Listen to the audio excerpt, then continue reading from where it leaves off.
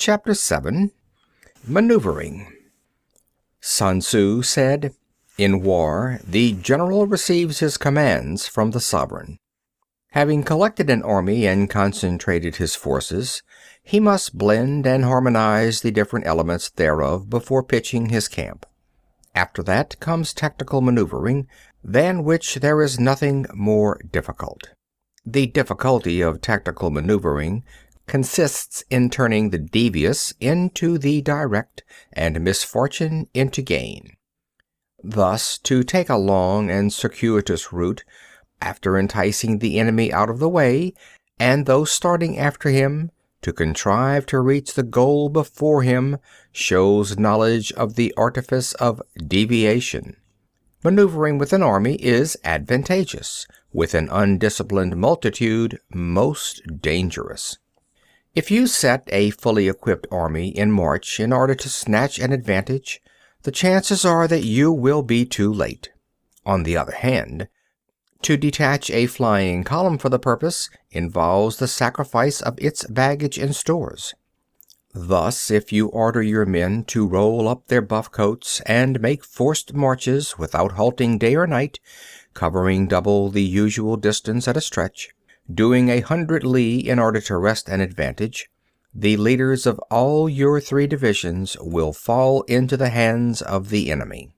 The stronger men will be in front, the jaded ones will fall behind, and on this plan only 1/10 of your army will reach its destination. If you march 50 li in order to outmaneuver the enemy, you will lose the leader of your first division, and only half your force will reach the goal. If you march 30 li with the same object, 2/3 of your army will arrive. We will take it then that an army without its baggage train is lost. Without provisions, it is lost. Without bases of supply, it is lost. We cannot enter into alliances until we are acquainted with the designs of our neighbors. We are not fit to lead an army on the march unless we are familiar with the face of the country, its mountains and forests, its pitfalls and precipices, its marshes and swamps. We shall be unable to turn natural advantage to account unless we make use of local guides. In war, practice dissimulation and you will succeed. Whether to concentrate or to divide your troops must be decided by circumstances.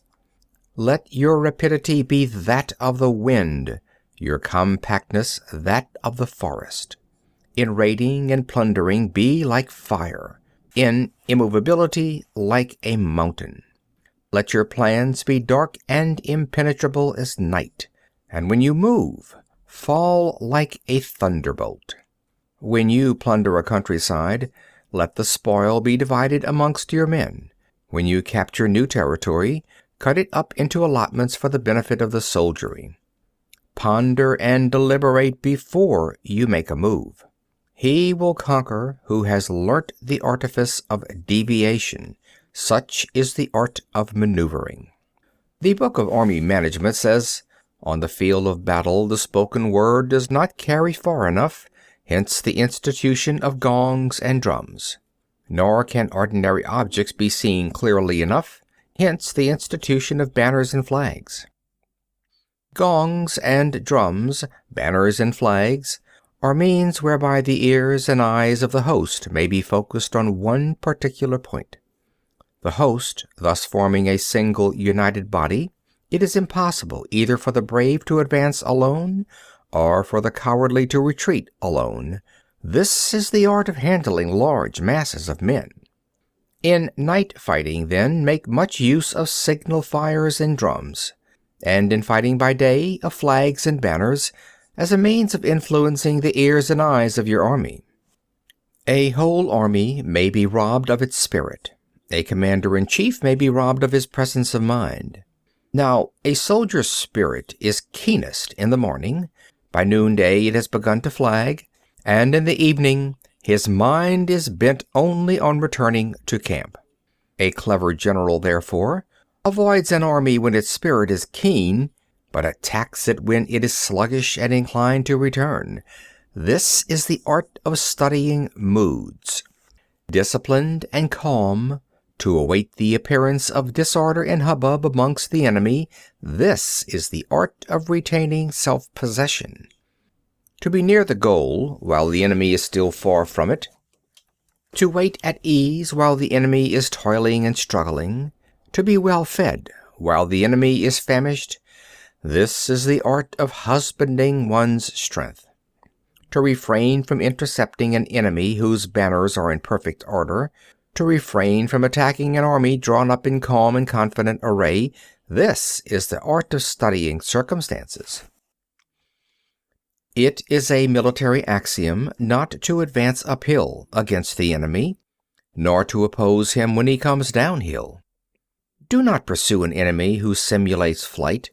Do not attack soldiers whose temper is keen. Do not swallow bait offered by the enemy. Do not interfere with an army that is returning home. When you surround an army, leave an outlet free. Do not press a desperate foe too hard. Such is the art of warfare. End of chapter 7.